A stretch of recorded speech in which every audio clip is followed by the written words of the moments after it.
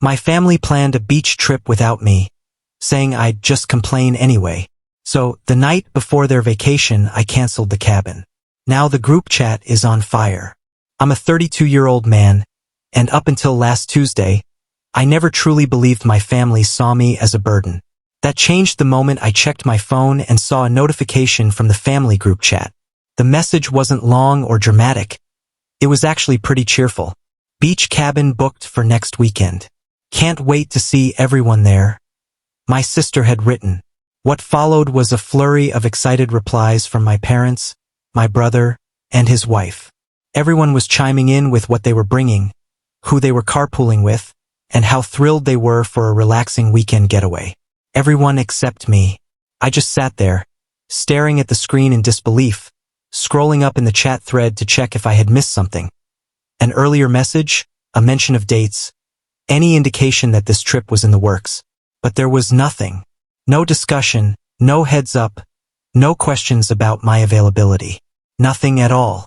It became clear they had planned an entire vacation behind my back without a single thought of including me. My hands trembled slightly as I typed a message asking when this trip had been planned and why I hadn't been looped in. I expected someone, anyone, to explain, to reassure me it was just a miscommunication. But what followed was radio silence. For 3 long hours, nobody even acknowledged my question, though the chat continued with them merrily discussing meals, beach games, and what to pack. Then my mother finally replied, and her words hit me like a punch to the chest. She said they assumed I wouldn't want to come anyway, since I always complained during family events and never seemed to enjoy myself. My sister chimed in next, claiming they were trying to do me a favor by not bothering me with the planning, since I usually criticize whatever gets organized. I sat in stunned silence, thinking back to every family event from the last few years. Sure, I had voiced concerns. I'd spoken up when my brother picked a restaurant I was allergic to for Mother's Day. I had objected when they planned my father's birthday on a weekend. I told them I had to work. I'd expressed frustration when they consistently ignored my suggestions or chose activities that excluded me. But apparently, speaking up had branded me as the family killjoy, the guy who ruins everything just by existing. The next few days were miserable. The group chat buzzed nonstop with excitement. They swapped packing tips, assigned grocery duties, and hyped up the beach house my sister had booked. She said it was perfect. A 3-bedroom cabin just steps from the ocean. Ideal for the whole family. Except, of course, it wasn't. My curiosity got the better of me, and I looked up the listing she'd shared. The property was stunning. Panoramic ocean views, a massive deck, and enough space for 6 people. But what caught my eye wasn't the photos. It was the payment details. The booking was under my sister's name, but the credit card used? It was the family credit card, the same one my parents had added all of us to years ago for emergencies and shared expenses. As an authorized user, I technically had equal access and control. That's when the idea began forming in my mind. I spent days mulling it over, torn between anger, hurt, and a strange sense of clarity. They had made it crystal clear that I wasn't wanted, that my presence was something to be managed, avoided. They didn't even try to hide it, but they had the audacity to charge the cost of that exclusion to a card we all shared. On Thursday evening, I made up my mind. I called the vacation rental company and told them I needed to cancel the reservation. When they asked for verification, I provided the necessary card info and confirmed the booking details. As an authorized user, I had every right to do so. The cancellation was processed immediately. I didn't say a word to the group chat. I simply went to bed, knowing full well that chaos would come in the morning. And sure enough, it did. At 6:47 a.m. sharp, my phone rang. My sister's panicked voice was already mid-sentence before I could say hello. She had gotten a call from the rental company confirming the cancellation, and she was completely confused.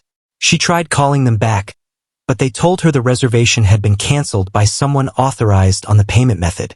I waited for her to ask the obvious question. When she finally did, I told her the truth. Calmly, I said that since they hadn't included me in the family vacation planning, I figured they wouldn't mind if I didn't contribute to the payment either. The group chat exploded almost instantly. My mother was the first to lash out, calling me selfish and vindictive. My father jumped in next, saying I was proving their point about being difficult and immature.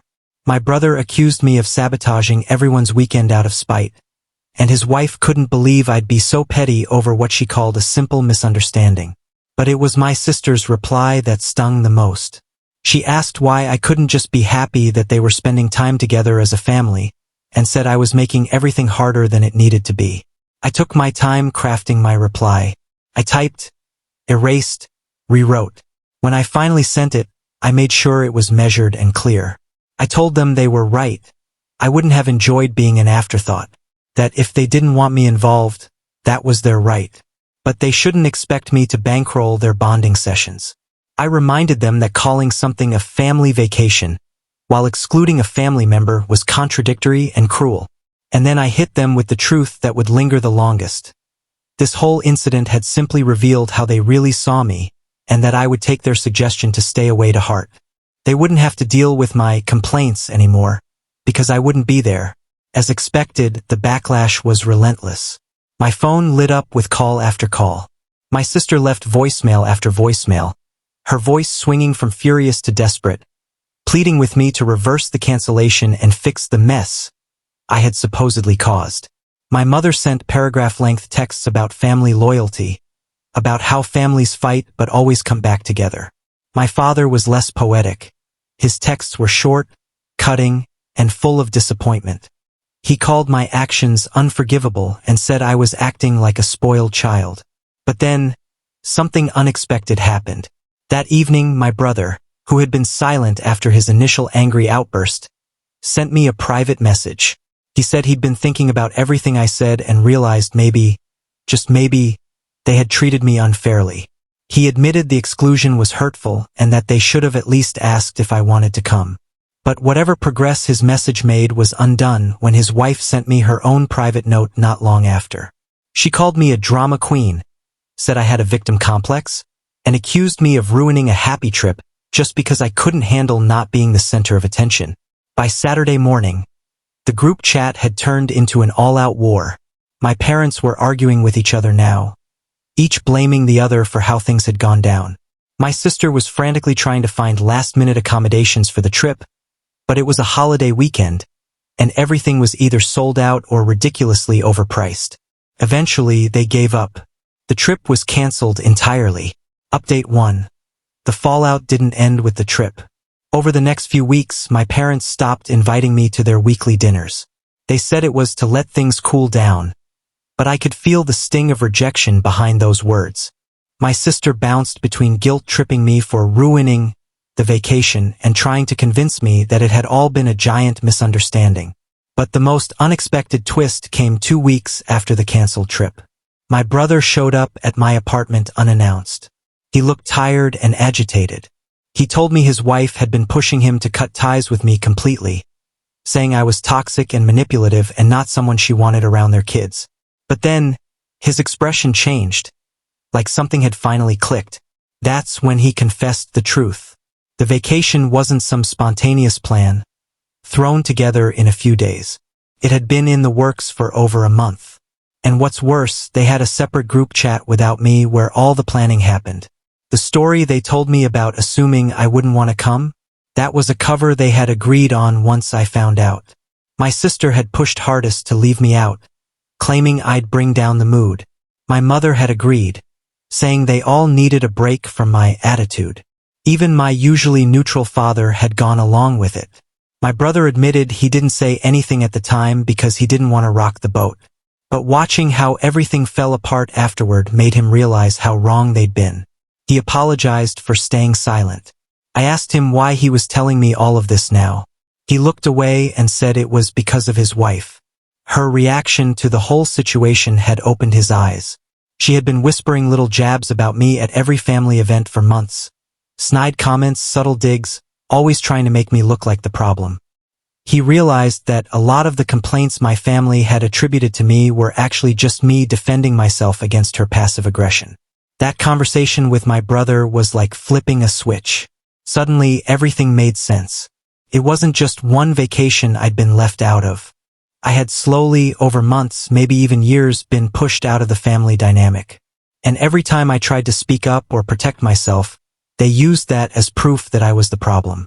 Update 2. 3 months went by, and the dynamic between me and my family shifted, but not in the way they expected. My parents reached out again, saying they wanted to resolve things. But their version of resolution meant I had to apologize for canceling the vacation and promise to be more positive at future gatherings. They wanted me to admit I overreacted and accept that they had meant well. I refused. I told them the truth. I had found peace without their conditional acceptance.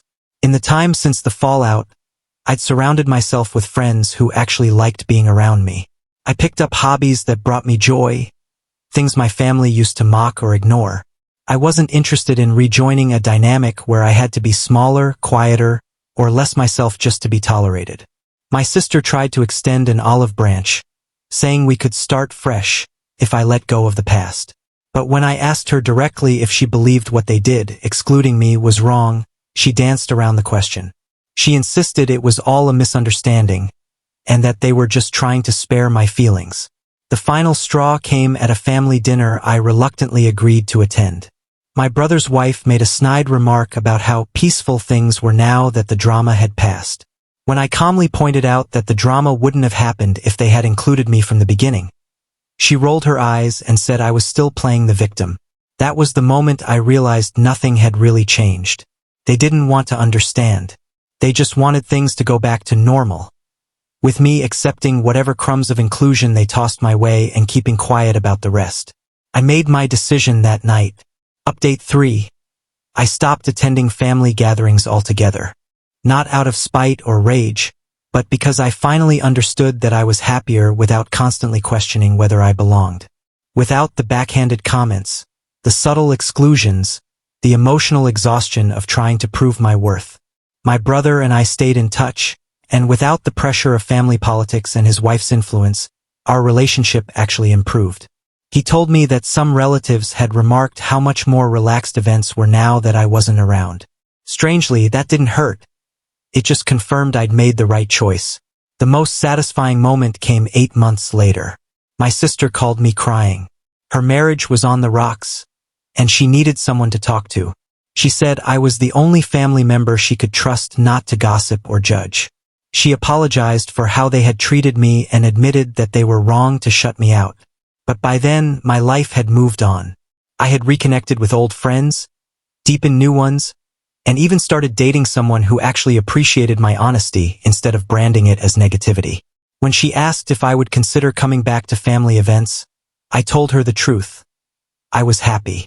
Happier than I'd been in years. The beach vacation hadn't caused a rift. It had simply exposed one that had been growing in silence. I told her I held no anger, no bitterness. But I had no interest in rejoining a dynamic that only valued me when it was convenient. She cried and said she missed me, and I believed her. But missing someone and actually valuing them are two very different things. If they had valued me, I never would have been excluded in the first place. They still go on family vacations, still hold weekly dinners, still celebrate holidays together. And from what my brother tells me, they still occasionally mention how much easier things are without worrying about my reactions. I'm genuinely happy for them. But I'm even happier knowing I'm no longer bending myself out of shape trying to earn love from people who never really wanted me in the room. Sometimes the best revenge isn't revenge at all. It's peace. And I've finally found mine.